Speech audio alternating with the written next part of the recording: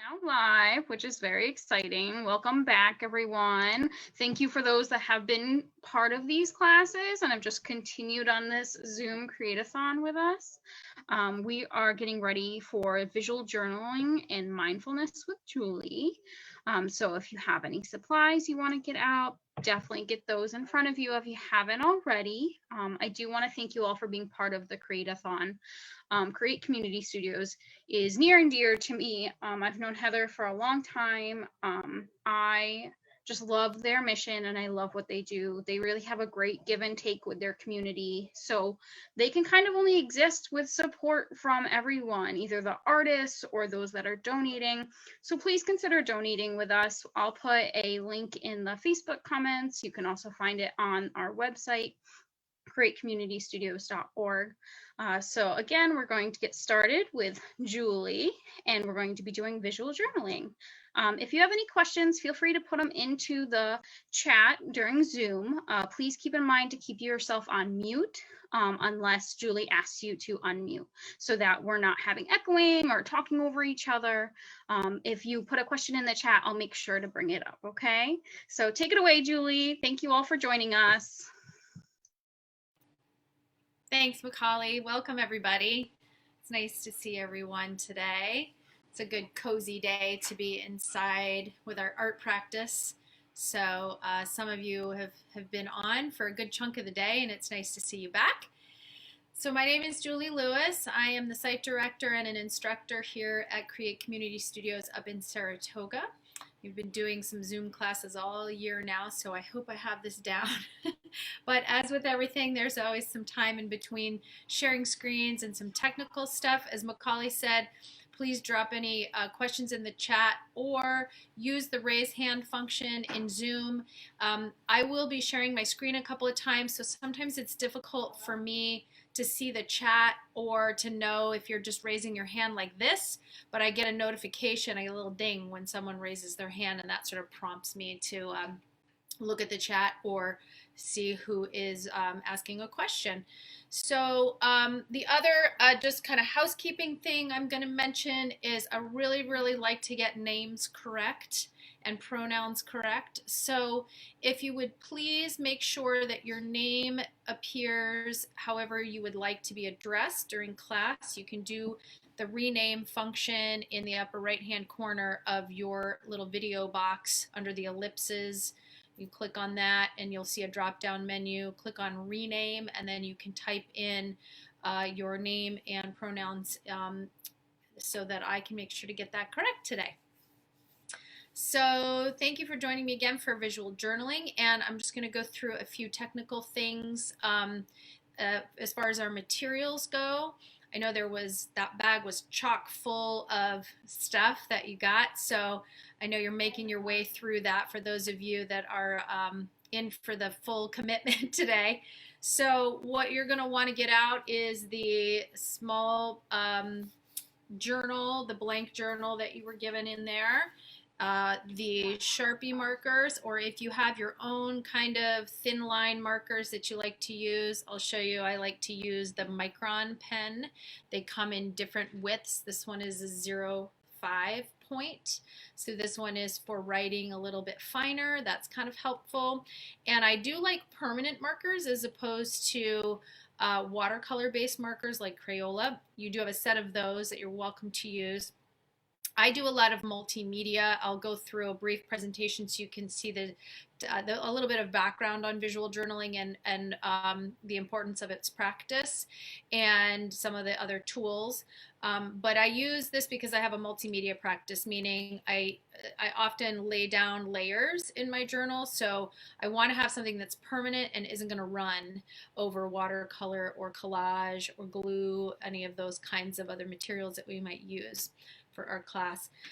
I'm using a watercolor palette. That's kind of how I prefer to work with watercolor. I know you were given a set of watercolor tubes, so you may want to get those out.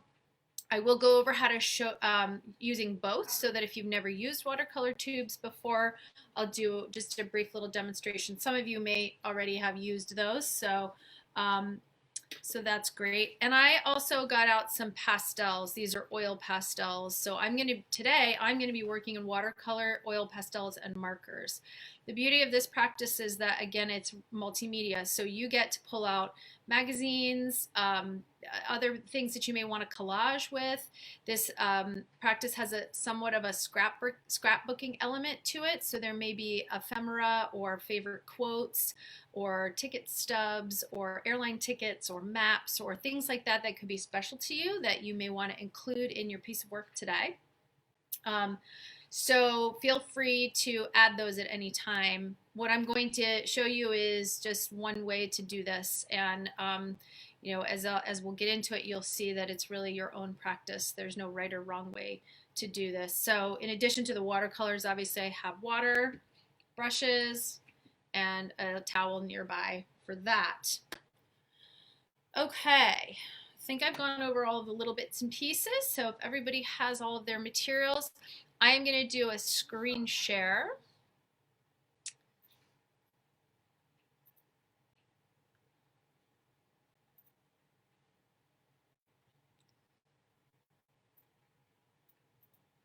I think there may be a couple people that have taken this class with me before, so I apologize if some of this is a repeat. I'm also happy to share the PDFs of this presentation with this group. There's a lot of information in this presentation, and some of it is research. I'm like a science girl too, so I really love all of the research that connects mental health, our physical health, and our art practice. So a lot of times in my free time, I'm spending time reading about the connections between mind, body, and art. So I've included some of that information in here. So this is just one of my favorite quotes. I think artists and people who have a creative practice sometimes struggle with this issue of self-doubt or perfection, and it can be the biggest barrier to us being creative. And I include this quote because I think the focus of visual journaling is on the process and not the product. And so I would like you to just keep that in mind as we move through our presentation today. I heard an incredible quote that I read. Kristen Neff, who is a self-compassion mindfulness leader, had a great quote that she put up on her Facebook page a couple weeks ago, and it said, the most used word of 2020 was "you're on mute." What if we did that with our own negative thoughts? You're on mute. So anytime one of those perfectionist or negative thoughts comes in to your mind space, just hit that mute button. So we're going to put the value on the process and not the product with our work today. Visual and creative art journaling is a meditative process, so we can discover things about ourselves through our own visual expression of thoughts, ideas, emotions, and major life events. And it's often used by art therapists as a way to process trauma. I'm not a certified art therapist, I'm not a licensed art therapist. I'm not going to pretend to be one, but I work with them. So I've had the benefit of absorbing a lot of incredible information from my colleagues and incorporating that into my work. So visual journaling also helps us to develop our own practice as artists and helps us to see ourselves and begin to connect more with the idea of being an artist. Again, as I mentioned before, this is a really authentic and mindful version of scrapbooking, documenting, or written journaling, and it is not about the product that we create. It's personal, and therefore there is no right or wrong way to do it. It's just your way. How art makes us healthy. Again, here's the stuff that's sort of sciencey, and I'm not going to read word for word, but studies have shown that expressing ourselves through art can help us with depression, anxiety, and even cancer. And this is the fascinating part to me, that we actually can change our biological functioning through mindful types of art practices like this. And the reason for that is every time we engage this part of our minds and our bodies, we start to lower the toxic chemicals in our bodies that can lead towards long-term chronic disease like heart disease and cancer. So there's not only a mindful sort of calming effect of this practice, but it has real positive change over time time in our physiological state. So here's a couple of infographics. Again, these will be easier to read in the PDFs, but I'm just going to point out the one on the left.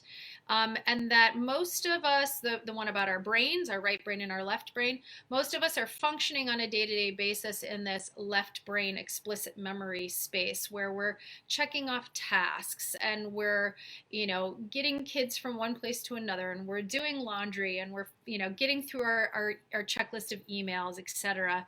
And that's a very linear, logic, analytical, and organized way of being in the world. So every time we can use our right brain in our art and creative, intuitive, conceptual, empathic, and emotional way, we are really balancing out the use of our brain and therefore warding off Alzheimer's, dementia, and other neurological diseases that can come on later in life. So, I love that piece too. I like to encourage people to try to make this a habit. So finding a regular time to do this at least once a week, I think is great, and trying to make it sort of an appointment with yourself. I have made a dedicated space in my house, as you can see, although I have a pretty robust art practice, so it's what I love to do. But setting your materials out somewhere and leaving them out for you to see, and so every time you pass by that little space in your house, you go, oh yeah, that's there and available for me to use in a stressful moment or when you just need a little self-care. Giving yourself permission to make mistakes and just be open to the process of how your journal is unfolding, I think, is really important as well. So, just recognizing when it comes up, it's not a bad thing, but recognizing when it's there and just noticing that as you move through your practice. And obviously community is a really big part of what part of our mission at Create Community Studios is to bring people out of isolation and bring people together in community to make art together. There's a real power in the exchange of ideas and thoughts and feelings around what we make. I've been doing a free library meetup in Saratoga Springs. It's been online for the last year for visual journaling once a month. And I think I'm going to move that back to our Create site because it's been gaining a little momentum. So stay tuned for maybe a regular visual journaling meetup once a month through Create. Kind of went through your tools and materials, so I'm going to skip over that one. I think you have all that there. Again, finding a good journal to work in is important. This journal that we gave you in your bag, I think is a really good multi-purpose journal. The weight of the paper is a little bit thin. So I just want to warn you, if you're using watercolor or something like that today, you're going to go a little gentle on the water. I do prefer a mixed media weight of paper if you're going to make this a regular practice. So there's some suggestions there for the types of journal you might look for, and also some really great resources out there on lots of artists who work in this method a lot of for the majority of their work, and there's incredible ideas that are out there. Also YouTube, Pinterest, all of those are great resources. I'm going to skip over. I'm going to show you a couple of examples from my own visual journaling process. So you can see it's really multimedia. Sometimes it's really like chicken scratch, like the one on the very end. It's very much a process experimental type of engagement with my visual journaling. Sometimes it's exploring, like for instance on the right hand side, this image right here with the 4 blocks of color. I experimented with using my non-dominant hand to create shapes and small little images, and then I just use the watercolor over the top. So sometimes it's just trying something as simple as that to see how something might be different. So I usually take a topic, a quote, or a theme, and I build a page around that. And I find that really easy rather than just, sometimes stream of consciousness is great as well, but I can get a little overwhelmed with stream of consciousness. So I like to choose themes and ideas or feelings and use those to kind of ground or center the work. Here's some prompts, and this can keep you going for like a good month or so if you want. I'm going to pull one of our prompts today from this, and we're going to do a gratitude practice. So I'm going to skip over the rest of these, but again, I'm happy to share the PDF of this so you can have, I think there's 12 or 15 ideas right here that can keep you going for a month or two. So let's get started. That's what my workspace often looks like when I'm visual journaling. That's my workbench. And I'm going to scroll through a few things that we've done recently in the last several months, some themes. We looked at resilience, what resilience looks like and how that feels. We looked at hope. And where we might be trying to find bits of hope in what has been a very difficult year for all of us. We looked at imagination and imagining what the world might look like for us, what our hopes and dreams might be bringing us once we move past the worst of this pandemic and maybe can start living somewhat more normal lives again. So we just did that last week. So I'm going to choose a gratitude practice for us today, and a little bit of science behind the gratitude practice.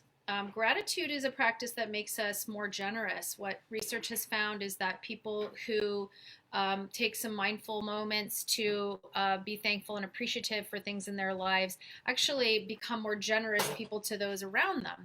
So they are more giving, they tend to donate to organizations more, they tend to volunteer. They have greater sensitivity in the prefrontal cortex of the brain, which means that their decision making is improved. So I'm a major waffler. I don't know if there's other wafflers out there. And I found that this has really helped me get clearer on important decisions I need to make in my life. It's calming and it lowers depression, and we often find that we have a higher percentage of positive emotions from gratitude practice. It helps us to get present in the moment, in the day, and think of things that are surrounding our immediate experience. And the research has shown that there's really lasting effects on our brain. So today we're going to fill our hearts. And I'm giving you a couple of suggestions here about where we're going to start, but I'm going to come back to this slide in just a moment. Sorry, that was not the one we wanted. So I'm gonna stop my screen sharing, and we're gonna come back to this guy in just a second, because I really like to start my journaling practices with a brief meditation. I find that it helps me to get grounded and centered and focused into what I'm about to engage in here. So find a comfortable seat. Settle into your space. If you need to, maybe roll your shoulders a couple of times.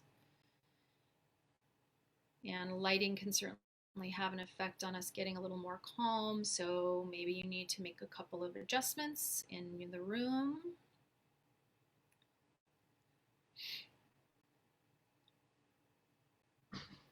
If you're comfortable, feel free to close your eyes. If closing your eyes is not comfortable for you, simply lowering your gaze is just as effective.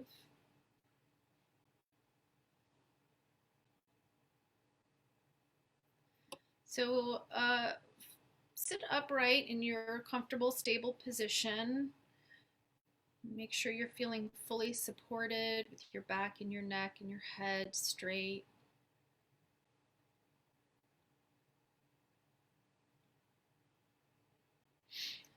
Now we're just going to take a slow, deep breath. This is what I call an easy breath. So we're just going to take a long inhale through our nose and a long exhale through our nose. So we're going to keep our lips together. If you're a little congested, I know some folks have had some winter sniffles and things. Feel free to breathe as is comfortable for you. And we're just going to take a few more deep breaths like this on our own. Start to notice any sensations that are coming up for you in your body.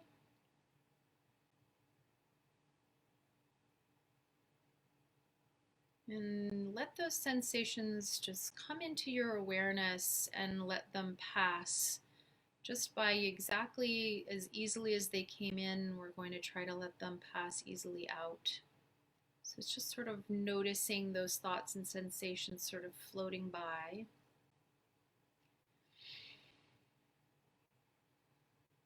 And take a minute to just mentally scan your body now for wherever you notice any tightness or tension, any soreness.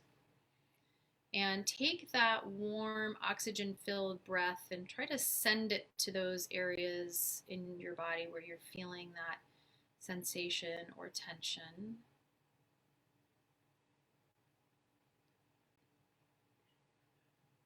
And as you breathe out, let the tension release.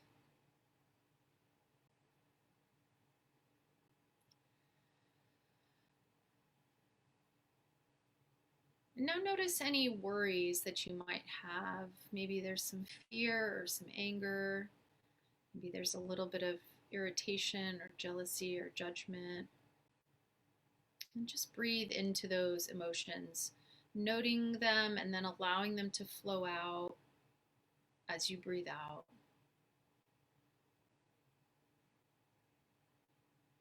And then just take another breath into any uncomfortable emotions and breathing out and releasing those.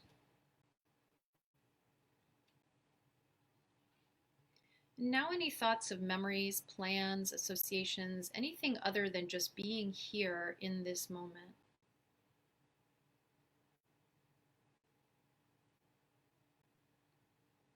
And just breathe into those thoughts, and as you breathe out, allow the thoughts to flow out with your breath.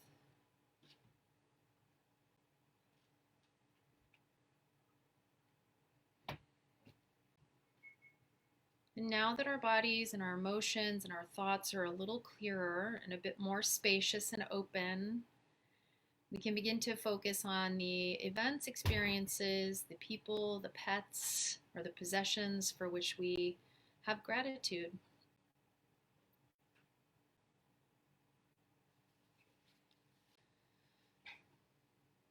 First, the gift of life itself, the most precious gift. Someone gave birth to you, someone fed you as an infant, changed your diaper, clothed you, bathed you, taught you how to speak and to understand.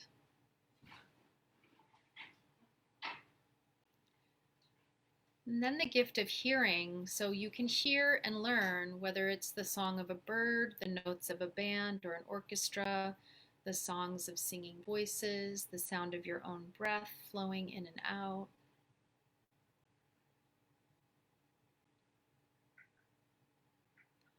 And if you're comfortable, I'd like to invite you to just place one hand over your heart and just notice the gift of your heartbeat. Steady, regular, moment after moment, pumping fresh, life-giving blood to all of your organs.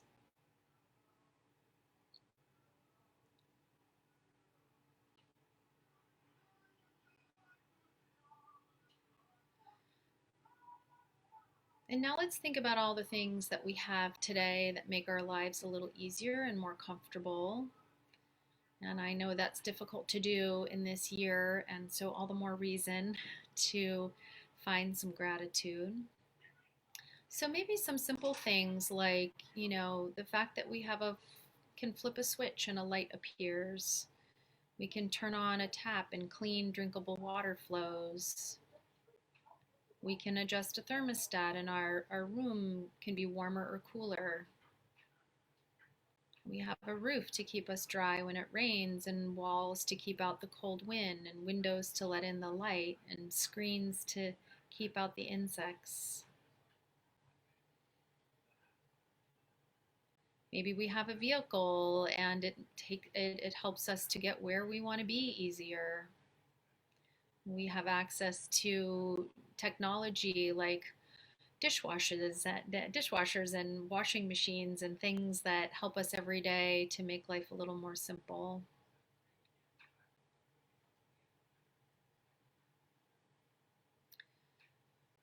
And also, we're just extending that circle out a little bit more to the people that provide for us, like those who grow on plant and grow and harvest our food, and the folks that bring that food to our markets, and the people who take care of our city streets and our roads and our buildings.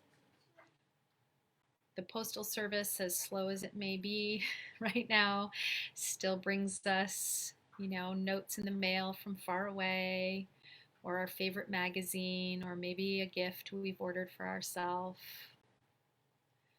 Be grateful for all the opportunities we have to be together, to create art, to make things that are functional and useful, and to share those things with the people we love and care about.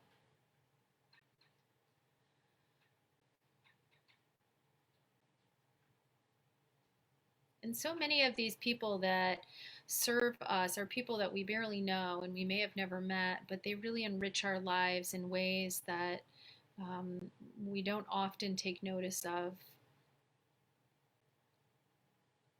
And now consider people and pets you know who enrich your life, those who smile at you and cheer you on, family and friends and acquaintances, colleagues and peers, and ancestors who worked so that we could live well, and friends who support you when you need a shoulder or a hand.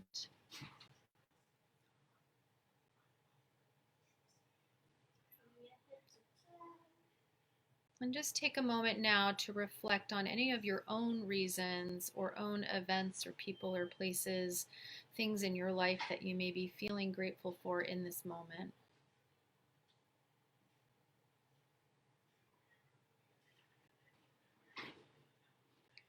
There's so much to feel grateful for, and gratitude fills our hearts and our minds, uplifting our spirits and helping us to connect with ourselves and others.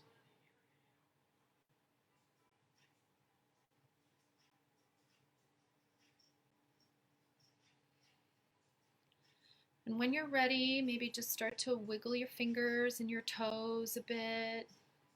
Maybe roll your shoulders slightly. Just kind of bringing your body and your mind back into the space. Open your eyes when you're comfortable. And welcome back into the room. I hope that was lovely and calming for you. It was for me. So hopefully you've made some mental notes of some of these things that I mentioned in your own things that you're grateful for, and we're going to open our journal and we're going to start letting that gratitude flow. So I'm going to share my screen again and just go back to the practice that we're going to take up the rest of our time here with. So again, here are some of the ideas for where we might start, and then I'm going to screen share to what I started before I sat down to prepare for class. I'm just suggesting a heart because this was a sort of a heart-centered gratitude meditation and practice, so I love that as a symbol. But you may also connect with the colors maybe that were coming up for you. If you had your eyes closed, I often have colors that kind of wash around, and those are connected to feelings. Maybe you had other imagery of what gratitude looks like for you, what it sounds like, what it feels like. And all of those words or sensations or feelings we can incorporate in different ways into this art piece. So sometimes I like to just keep a little piece of paper going off the side of my journal, and it's kind of just my stream of consciousness about whatever the topic is. So that might be helpful for you, and just to jot some of those ideas down.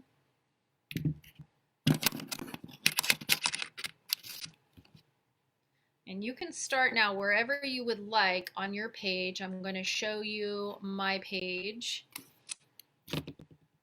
Again, I don't like to make these too structured because I really like folks to come at it from wherever they are at. So I am going to show you my page here in a moment. get through all of my, here we go.